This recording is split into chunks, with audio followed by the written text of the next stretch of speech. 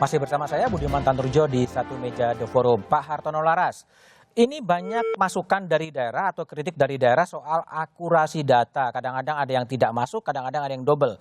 Gimana Kemensos merespon masukan-masukan dari warga ini?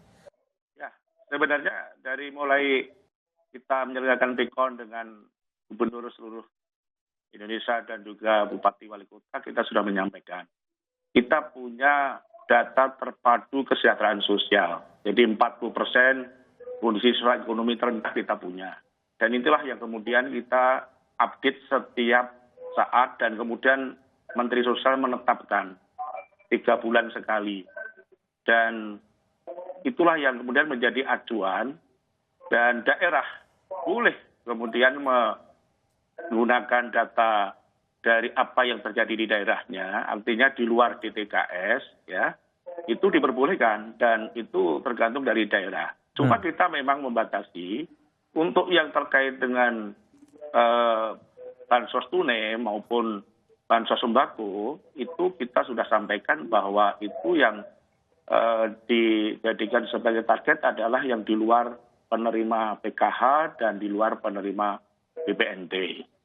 Dan diperkuat juga melalui surat edaran KPK sebenarnya nomor 11 tahun 2020, artinya daerah tidak perlu ragu lagi karena sudah ada edaran yang membolehkan bahwa menggunakan DTKS kemudian di lapangan tidak sesuai, monggo diperbaiki karena data itu terus dinamis dan harus diperbaiki. Oke, dan baik. Kemudian kalau baik, Pak Hartono. Jadi ada juga pertanyaan lain ya. Ini ada informasi yang di gudang PT Food Station Cipinang Raya di Pisangan Timur, bahwa bantuan sosial itu terkendala distribusinya karena memang belum adanya kiriman tas dengan tulisan bantuan presiden bersama melawan COVID. Itu duduk soalnya gimana, Pak? Ya, kita sudah selesai semua itu. Kan awal-awal memang kita, memang kondisi kita kan memang tidak normal, Mas Budiman. Ya. Jadi memang tidak mudah kan kita menyediakan goodie bag sejumlah 1,9 juta, maka kita sudah bisa ada solusinya. Dan sudah semua bisa tertangani dan kita sudah bisa menyalurkan bansos sembako yang khusus untuk DKI Jakarta dan Bodetabek. Oke, baik. Kalau Bung Abdullah Aswar Anas, kalau Banyuwangi, apakah memang bantuan-bantuan dari pemerintah pusat itu sudah mengalir ke Banyuwangi? Iya, ini mulai hari ini setelah kami dampingi BLT Desa sudah mengalir, sudah dicairkan lewat BRI dan seterusnya karena kami berbasis NIK BLT kami. Dan betul kata Pak Sekjen tadi, kita diberikan ruang bagi mereka yang tidak masuk di dalam DTKS, kemudian kita bisa lengkapi. Begitu juga sebaliknya, mereka-mereka yang belum tertampung nanti akan kita siapkan dengan dana JPS yang disiapkan oleh pemerintah daerah. Tetapi memang di daerah, termasuk di Banyuwangi, sekarang ada problem soal prakerja. Apa itu? Teknologi, ya. Prakerja ini bagi mereka yang terdampak COVID, yang di PHK dan seterusnya, ini bisa mendapatkan prakerja tapi lewat online. Nah, kalau lewat online ini memang tidak semuanya bisa membuat email. Misalnya penambang belerang di Kawah Ijen dan juga pegawai-pegawai di luar Jawa yang ter-PHK. Ini harus didampingi. Nah, misalnya contoh kasus di Banyuwangi, dari 10.025 yang kita dampingi, kemarin baru terverifikasi, itu yang dikabulkan baru 90. 90 orang. Harapan saya, ini jumlah yang sudah diberikan alokasi setiap provinsi untuk membantu pemerintah pusat supaya tidak terlalu berat. Toh Pak Gubernur, Bu Gubernur ini wakil dari pemerintah pusat. Kami usul bagaimana kalau diserahkan kepada Pak Gubernur, Bu Gubernur, kemudian dibagi secara proporsional ke kabupaten kota. Tetap pelatihannya mungkin bisa dapat sehingga tidak rebutan akses di Jakarta.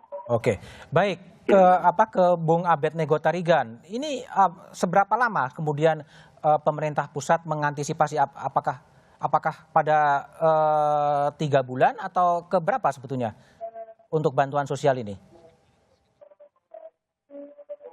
Oke, ke Pak Trubus dulu aja, ke Pak Trubus. Pak Trubus, jadi gimana yang harus dipersiapkan oleh pemerintah pusat ya? Pemerintah pusat berkaitan dengan antisipasi 3 bulan atau bisa lebih panjang sebenarnya bantuan sosial itu?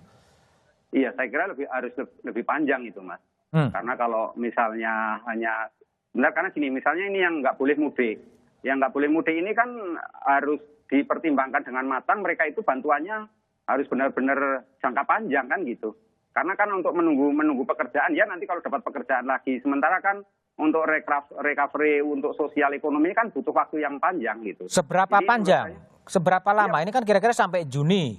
Kalau menurut Juni. perkiraan Anda sebagai orang yang memperhatikan kebijakan publik, ini sampai kapan kira-kira pemerintah harus siap untuk menyalurkan bantuan sosial itu? Iya, paling tidak sampai awal tahun depan. Awal tahun depan, masih sekitar 8 bulan ke depan? Ke depan, iya. Karena kan ini butuh proses yang panjang kan gitu. Apalagi kemudian untuk mereka bisa kembali seperti semula, bisa bekerja lagi kan butuh proses juga gitu loh. Jadi ini yang menurut saya pemerintah harus betul-betul peduli bagaimana mereka itu bisa kembali percaya diri, karena ini persoalannya kan public trust kan kepada pemerintah. Itu masalahnya, Mas. Oke, Pak Abednego, jadi ada problem turunnya kepercayaan publik, dan menurut Pak Trubus tadi mengatakan ini bantuan sosial ini bisa panjang ya, bisa panjang bahkan diperkirakan sampai akhir dari 2020 gitu loh. Nah, sejauh mana daya tahan dari pemerintah untuk terus menyalurkan bantuan sosial agar ini bisa betul-betul situasinya stabilitas tetap terjaga? Nah, terkait dengan ini yang makanya kita paling penting itu adalah kita menyelesaikan PR kita di penanganan kesehatannya. Oke. Sehingga seperti saya sampaikan tadi oleh Pak Pandu, puncaknya terus kemudian turun, sehingga kita bisa bergerak ke skema yang pemulihan ekonominya, Mas, gitu loh. Jadi ini yang skema pemulihan ekonomi kan memang belum digunakan pendanaannya. Mungkin kalau ingat yang 405 triliun itu kan kita baru bicara pada level kesehatan. Dan kemudian juga jaminan sosial. Yang pemulihan ekonomi kan belum jalan. Hari ini kan Presiden sudah mengatakan ada 5 skema untuk bantuan terkait usaha UMKM, gitu ya. Jadi memang diharapkan ketika isu kesehatannya terpenuhi, krisis kesehatannya ini terlewati, kita bisa masuk ke pemulihan ekonomi. Nah, Oke, baik Bung Abednego Tarigan, Pak Hartono Laras, Mas Trubus, dan Pak Bupati Banyuwangi Abdullah Aswaranas. Terima kasih telah bergabung di Satu Meja The Forum. Modeling dengan teori apapun bisa saja dilakukan untuk memprediksi puncak pandemi COVID-19. Namun yang lebih penting adalah bagaimana bangsa ini disiplin pada protokol kesehatan, disiplin tetap tinggal di rumah, disiplin menjaga jarak, disiplin memakai masker, dan disiplin membangun kebiasaan baru untuk mencuci tangan dengan sabun. Ibarat sebuah peperangan, perang melawan COVID-19 adalah perang semesta. Pemerintah punya peran menyiapkan jaring pengaman sosial. Namun sesama kita pun bisa saling berbela rasa. Jika memang ada, berbagi tidaklah membuat kita rugi. Karena ancaman COVID-19 adalah ancaman terhadap eksistensi manusia. Demikian Satu Meja The Forum malam ini. Sampai jumpa pekan depan. Selamat malam dan terima kasih.